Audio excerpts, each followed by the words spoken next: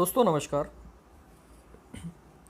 आज के इस लेसन में हम इंस्टेड ऑफ और इन स्पाइट ऑफ, ये दो जो फ्रेजल प्रिपोजिशंस हैं, इनका अर्थ क्या होता है और इनका प्रयोग कहाँ पर किया जाता है, किस तरीके से किया जाता है, इसको सीखने जा रहे हैं।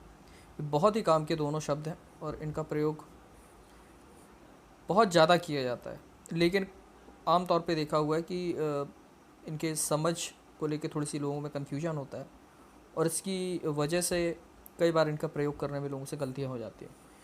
वो भूल हमसे ना हो, इसके लिए वीडियो बनाया गया है। आप इसे समझने का प्रयास करें और समझ में आ जाए तो इसका अधिक से अधिक प्रयोग करें शुरू में, ताकि आपकी प्रैक्टिस हो और आप इसका जहाँ चाहे वहाँ यूज़ कर सकें सही तरीके से। Instead of and in spite of. तो चलिए पहले हम देखते हैं। एक पहला सेंटेंस आपको हिंदी में दिया गया है। हिंदी में सेंटेंस इसलिए दिया गया ताकि आप उसको समझ सकें अच्छे से। सपोज़ हिंदी में आपको कोई सेंटेंस आप बनाना चाहते हैं और वो सेंटेंस कुछ इस तरीके का है, समय व्यर्थ करने की बजाय तुम्हें इसका सदुपयोग करना चाहिए। ठीक है, तो आप जिस व्यक्ति को बोल रहे हैं, इसका मतलब ये कि वो व्यक्ति क्या कर रहा है, अपना समय बर्बाद कर रहा है और आप उसको सजेस्ट कर रहे हैं कि भैया आपको समय बर्बाद नहीं करना चाहिए बल्कि इसका सदुपयोग करना चाहिए। तो इस बात को अगर आप इंग्लिश में बोलेंगे तो आप ये देख सकते हैं कुछ इस तरीके का सेंटेंस बनेगा आपका। मतलब ये इसका अर्थ कुछ इस तरीके का होगा कि he has ample of time, उसके पास सफिशिएंट समय है, बट ही वेस्ट इट, मतलब वो क्या कर रहा है, उसका दुरुपयोग कर रहा है। How ever he should rather use it, हालांकि उसे इसका प्रयोग करना चाहिए, दूसरे शब्दों में सदुपयोग करना चाहिए। तो ये सेंटेंस बहुत बड़ा सा लग रहा है, ये सेंटेंस बहुत बड़ा सा लग रहा है। मतलब अगर आप इसको सिंपल लैंग्वेज में इंग्लिश में बोलना चाहेंगे तो आप क्या बोल रहे हैं, even if you have sufficient of time you should not waste it but you should use it. आप कुछ इस तरीके से बोलेंगे इसको, है ना, साधारण भाषा में।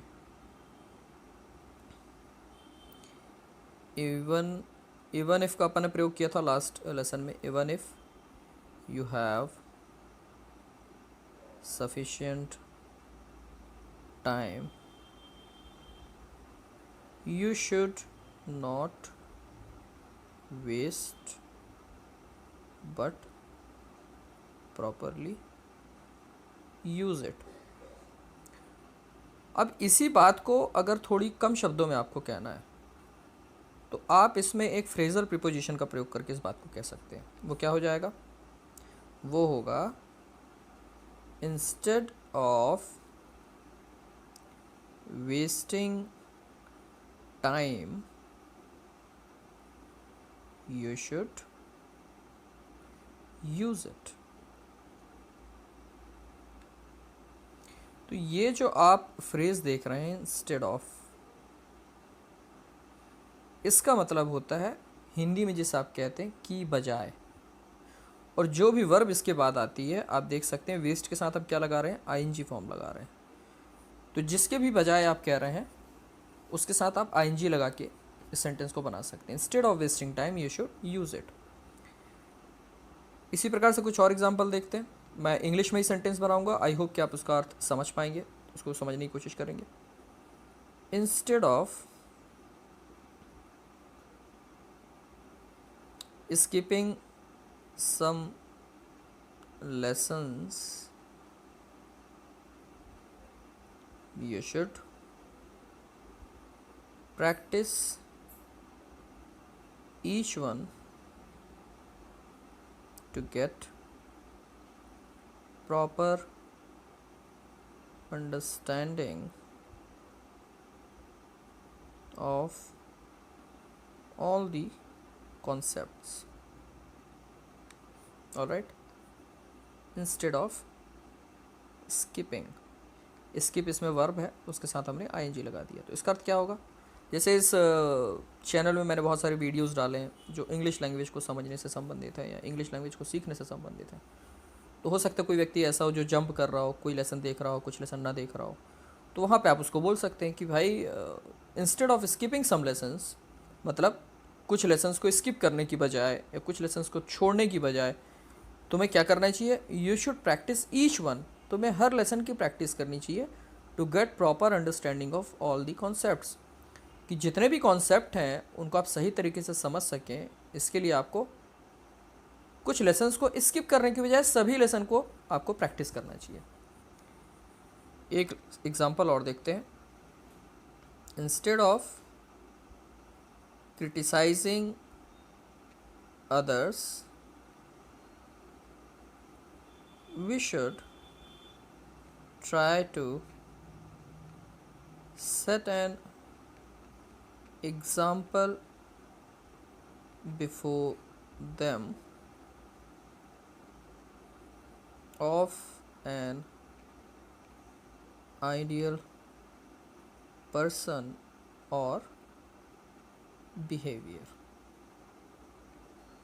ठीक है, ये हमने आमतौर पे देखा है, बहुत सारे लोग दूसरों की बहुत ज़्यादा निंदा करते हैं, बुराई करते हैं कि वो व्यक्ति ऐसा कर रहा है या वो व्यक्ति इस तरीके से बोलता है या इस तरीके से सोचता है।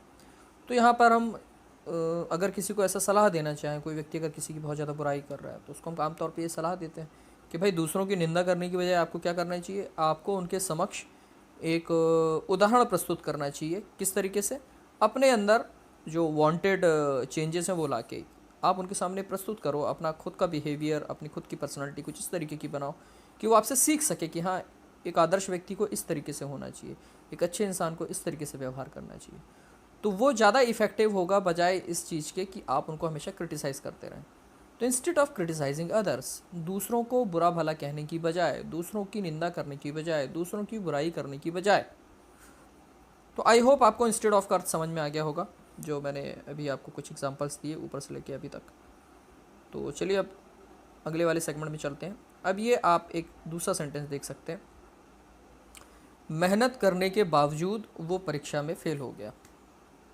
अब ये बजाय नहीं बोल रहा है, क्योंकि बजाय यहाँ पे कोई सेंस भी क्रिएट नहीं करेगा। मेहनत करने के बजाय वो परीक्षा में फेल हो गया, it doesn't make any sense at all. तो यहाँ पे आप क्या बोल रहे हैं? यहाँ पे आप ये बोल रहे हैं कि उसने मेहनत की, पहली चीज़, और दूसरी बात क्या हुई, फिर भी वो एग्ज़ाम में फ़ेल हो गया। तो ये जो मीनिंग आती है कि किसी काम को करने के बावजूद कोई काम हो गया या किसी ने कोई काम कर दिया, इसको हम किस तरीके से प्रस्तुत करते हैं? तो यहाँ पर हम इंस्टेड ऑफ का यूज़ नहीं करते हैं, यहाँ पर हम करते हैं इन स्पाइट ऑफ का यूज़। इन स्पाइट ऑफ किसके बावजूद? मेहनत करने के। Working hard he failed in the exam।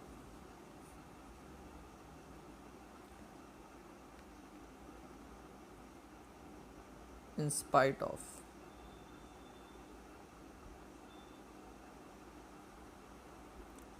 ये ध्यान रखना है कि ऑफ के बाद में जब भी वर्ब आती है तो आईएनजी फॉर्म में आती है। तो यहाँ पे भी आपने देखा हो वर्क के साथ अपने आईएनजी लगाया है। इन स्पाइट ऑफ वर्किंग हार्ड, मेहनत करने के बावजूद। तो ये बावजूद वाली जो मीनिंग होती है उसके लिए अपन इन स्पाइट ऑफ का यूज़ करते हैं। हालांकि इन स्पाइट ऑफ का एक और अल्टरनेटिव होता है, दैट इज़ डिस्पाइट। उसकी मीनिंग वही होती है, बट ये ध्यान रखना है डिस्पाइट के साथ ऑफ का प्रयोग नहीं करते हैं। तो डिस्पाइट वर्किंग हार्ड, बाकी का सेंटेंस आप एज इट इज़ रख सकते हैं। He failed in the exam, meaning उसकी वही एज इट इज़ रहेगी, के बावजूद। बस ये ध्यान रखना, कुछ लोग डिस्पाइट के साथ भी ऑफ लगा देते हैं, वो फिर एरर हो जाती है। तो या तो आप इंस्पाइट ऑफ का प्रयोग करें या फिर सिंपल डिस्पाइट का प्रयोग करें। चलिए इसके कुछ और एग्जांपल देख लेते हैं। इंस्पाइट ऑफ, सॉरी ये auto correct, in spite of attending all the classes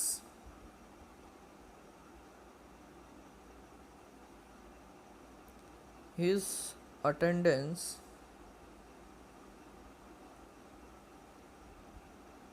was found to be short। अब ये कुछ अजीब बात है कि किसी स्टूडेंट ने किसी सब्जेक्ट की सारी क्लासेस अटेंड की और उसके बावजूद क्या पाया गया कि उसकी अटेंडेंस शॉर्ट है। तो कुछ अजीब बात है ना, विरोधाभास है दोनों चीज़ों में। तो वही बात आप यहाँ कह रहे हैं कि हर क्लास को अटेंड करने के बावजूद उसकी अटेंडेंस शॉर्ट पाई गई, उसकी अटेंडेंस कम पाई गई। इन spite of his fathers warning, he went there। तो इसका मतलब क्या हो जाएगा? In spite of his father's warning he went there, मतलब कहीं वो जाना चाहता था जहाँ जाने के लिए उसके पिताजी ने उसे मना किया, शायद वो जगह खतरनाक थी, तो उन्होंने उसे चेतावनी दी, वार्निंग दी कि बेटा वहाँ नहीं जाना, वो जगह ठीक नहीं है। लेकिन क्या हुआ? इसके बावजूद वो गया। वही बात आप कह रहे हैं, इन spite of his father's warning, उसके पिताजी के वार्निंग देने के बावजूद ही वेंट देयर, वो वहाँ गया। एक लास्ट सेंटेंस और इसका बनाते हैं।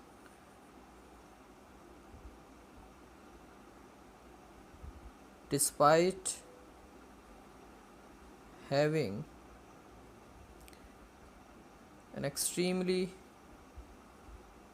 poor background, their child worked hard and eventually became a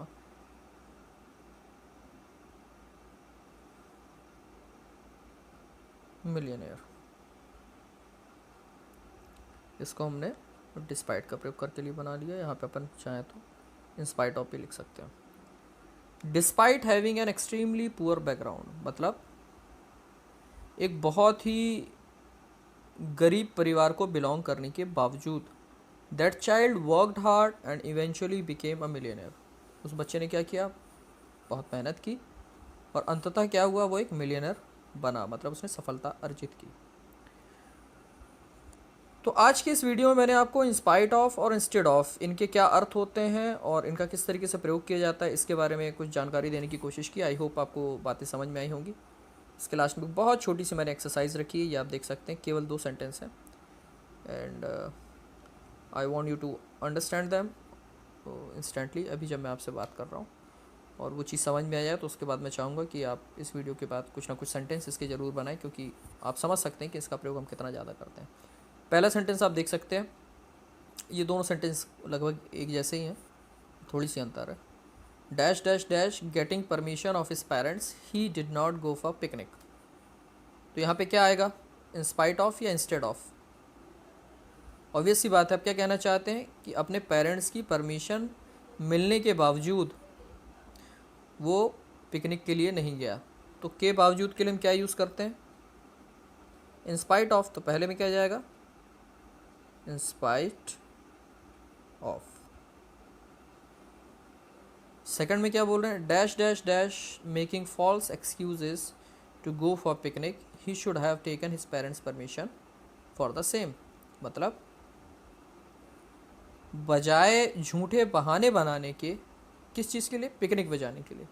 तो पिकनिक में जाने के लिए झूठे बहाने बनाने के बजाय उसे क्या करना चाहिए था? अपने पेरेंट्स की परमिशन मांगनी चाहिए थी। तो यहाँ पे के बजाय वाली मीनिंग आप देना चाहते हैं, इसलिए आप क्या बोलेंगे? Instead of.